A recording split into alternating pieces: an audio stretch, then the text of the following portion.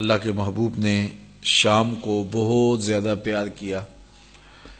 کعبۃ اللہ کے 4 کونے ہیں، ایک کونے کا نام رکن شامی ہے اور ایک کونے کا نام رکن یمانی ہے۔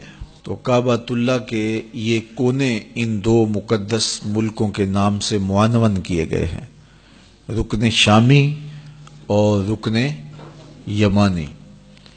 تو شام اور یمن میں بہت ساری برکتیں رکھی گئی ہیں، بالخصوص شام کا شہر جسے غوطہ کہتے ہیں، جو آج کل آپ خبروں میں پڑھتے ہیں کہ ان 4-5 دنوں کے اندر تو بہت زیادہ یہاں ظلم و ستم ہوا اور چھوٹے چھوٹے بچے قتل کر دیے گئے اور خواتین کے ساتھ ناروا سلوک الغوطہ شہر میں ہوا۔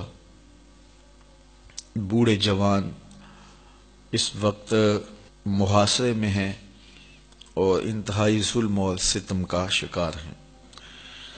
بہرحال یہ عنوان کتنا دردناک ہے، امت مسلمہ کتنے عرصے سے ظلم اور جبر سہ رہی ہے، بلکہ ہم نے تو جب سے ہوش سنبھالا ہے برستے ہوئے تیروں سے امت کے کلیجے چھلنی ہو رہے ہیں، اور 56-57 اسلامی ملک دنیا کے اوپر موجود ہونے کے باوجود ہماری کوئی ایک آواز نہیں ہے۔ اس وقت دنیا کے اوپر جہاں بھی خون بہہ رہا ہے، آپ شجرہ نسب پوچھیں تو وہ خون مسلمانوں کا ہوگا۔ اللہ اس امت کو کوئی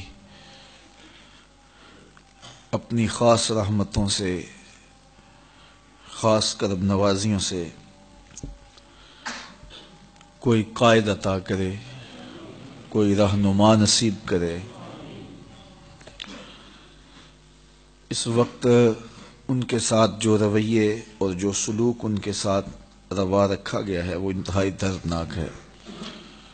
بطور مسلم دل خون کے آنسو روتا ہی ہے، لیکن دنیا کے اوپر انسانی حقوق کی بات کرنے والے بطور انسان ہی ان لوگوں کے بہتے ہوئے خون کو دیکھیں اور چھوٹے چھوٹے معصوم بچے ظلم اور جبر کی چکی میں پستے ہوئے دیکھیں تو وہ کوئی آواز اٹھائیں، لیکن چونکہ یہ خون مسلمانوں کا ہے اس لیے اس کو بہنے دیا جائے۔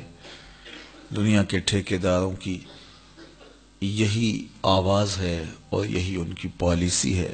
ترکی نے جو کاوشیں وہاں کی ہیں وہ قابل ستائش ہیں، ہم ان کو خراج پیش کرتے ہیں، اور اس وقت ان دکھی لوگوں کی مدد کے لیے ترکی ہی ایک ذریعہ رہ گیا ہے۔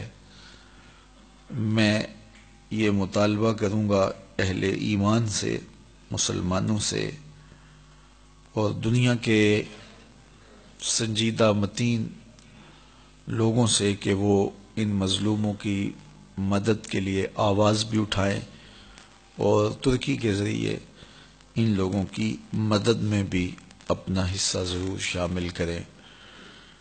باقی ظلم کی انتہا ہو گئی، قیامتیں ٹوٹ گئیں، اور وہ جس جبر، جس ظلم اور جس زیادتی کا شکار ہے اس کا کیا مداوع ہو سکتا ہے۔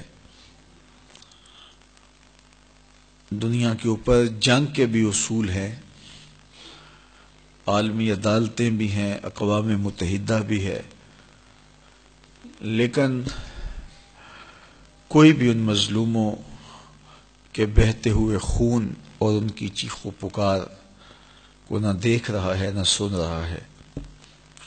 ان کا خون اس لیے بہتا رہنا چاہیے کہ یہ بیٹے اور بیٹیاں مسلمانوں کی ہیں۔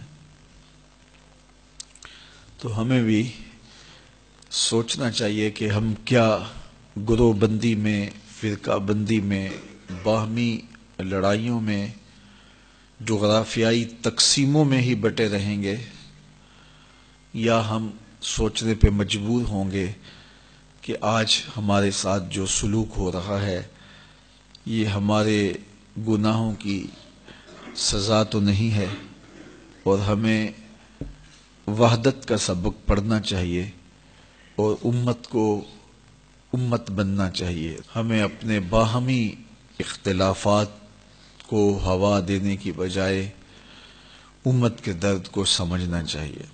اس وقت امت کو لڑانے کے لیے فرقوں اور گروہ بندیوں میں مسلمانوں کو مزید تقسیم کرنے کی سازش پورے عروج پہ ہے، اور فرقوں کی باہمی منافرت کو، نفرت کو بڑھا کر کے ان کو تقسیم کر کے ایک دوسرے سے قتل کروانا اور ایک دوسرے سے ذبح کروانا یہ کئی اشروں سے جاری ہے۔